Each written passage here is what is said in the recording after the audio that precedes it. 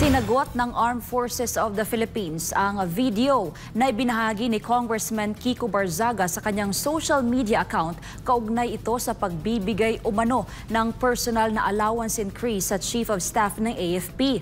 Kasabay nito muling nanindigan ng AFP na sila ay mananatiling hindi pampolitika. Si Prince Tripoli magbabalita.